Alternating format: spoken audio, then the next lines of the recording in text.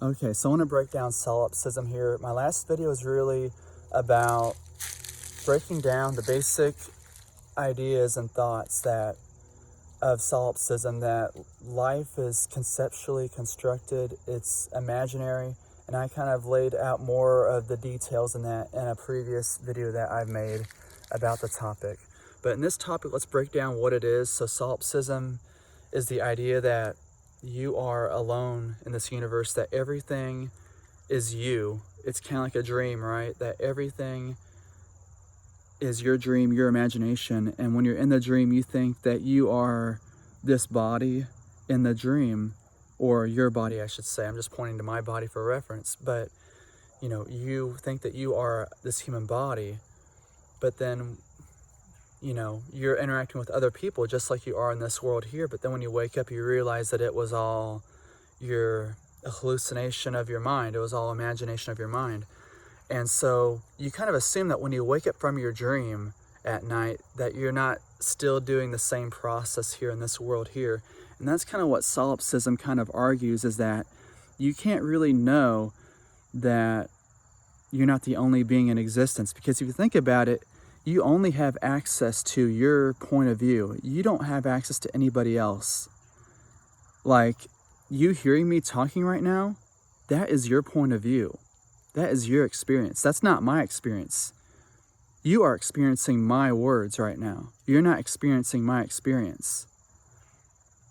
Do you get that?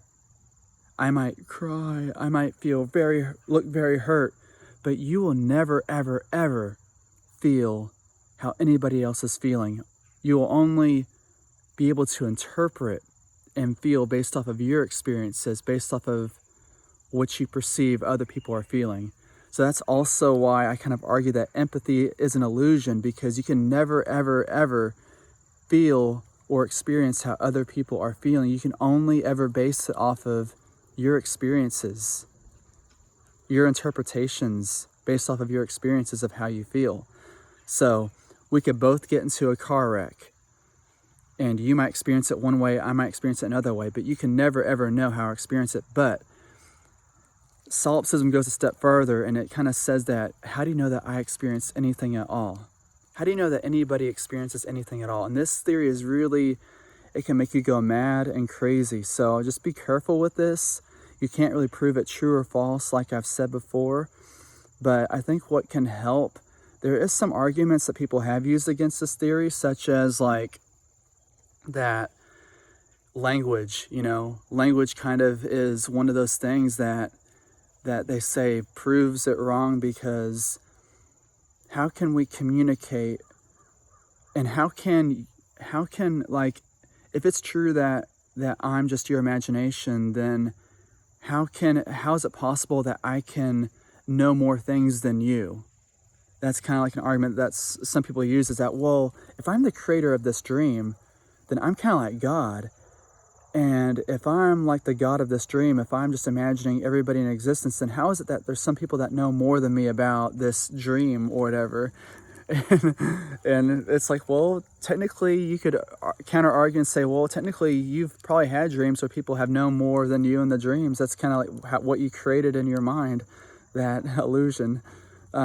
So I don't know, just really think about this theory. This theory is very challenging. It's very scary. It's probably more scary than anything you probably ever heard of, because the idea of being the only being in existence, being alone, it's just you. Everybody else is just you. That can be very scary. And I don't really know, like I don't know what to think about this theory. Because you can never prove it true or false, but it's just really entertaining just to think about it, just to think about the different theories that you wouldn't normally think about. I think having your mind to be able to do that really helps you to develop mental strength and mental maturity, because I'm able to entertain these ideas to the fullest without subscribing to them. And that's one of the key things to open-mindedness, is to be able to entertain any thought to the fullest of its possibility without like subscribing to it and being dogmatic about it, just like entertaining it. So I encourage you to I recommend you be mentally stable to do this, because sometimes we might not be at the place where we can entertain any thought that comes to our mind. But if you're mentally stable and if you're philosophically inclined, I encourage you to entertain all thoughts to their fullest and see where it goes. But be careful what you entertain as well, because you can get into a depression. That is the downside of philosophy that I really didn't think about whenever I was doing it.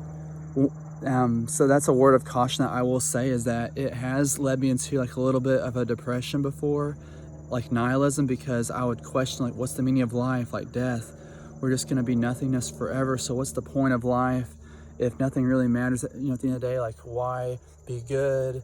Why not just rob a bank? Because we're all just going to die anyway, and there's no heaven or hell. It's like there's no cost to my actions except for social costs that we invent, like morality is a fantasy. This is very dangerous. If you find yourself getting on this rabbit hole, I really recommend you keep questioning it, because what helps me to get out of this funk of nihilism and also solipsism. So to help me get out of this funk of solipsism and like this nihilism is questioning it more.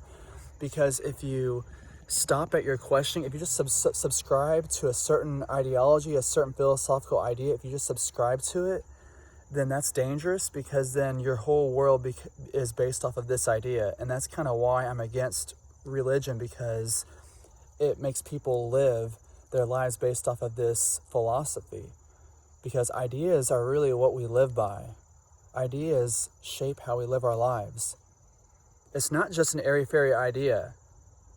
Religion is a way of life. Ideas become your way of life, and you got to be careful what ideas you are entertaining and what you're allowing to take the center of your life.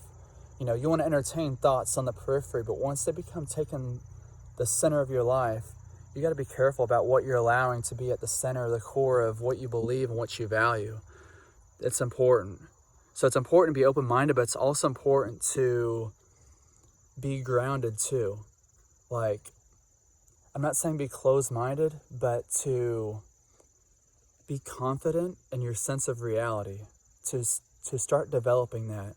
And I think that you start to develop that once you first deconstruct your reality a little bit. Allow yourself to, first you want to have some stability in your life. You want to have your finances set and right. You want to have everything, you want to have your basic needs met. Then once you start having those needs met, then you can start breaking it down a little bit, questioning a little bit more of reality. There's a reason why the existential is on the top of the Maslow's hierarchy of needs, because once we fulfill all of our basic needs, then we can start questioning and breaking down what we've always assumed to be true. It's important to question everything, but there is a cost to that.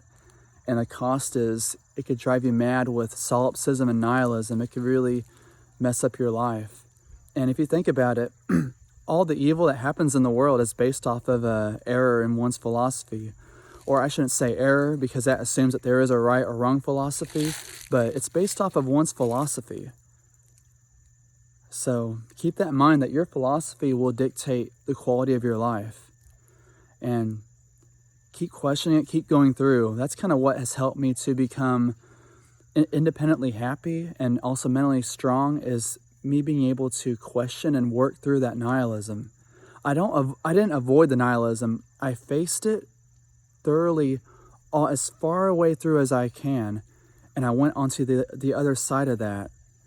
And if I would have avoided that nihilism, I probably wouldn't be as prepared for these existential topics. And we're all going to face the sufferings of life, of meaninglessness and death, isolation and freedom. We're all going to face these concerns in life, and we might as well start asking these questions and preparing for these topics while we're mentally grounded.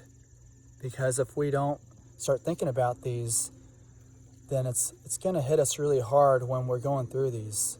Grief can be tough. And you can't really prepare for death or anything like that, but you can at least try to see if you can find your own view and your own spirituality, what gives you purpose in life. So that's my video on that. I wish you a wonderful, blessed day.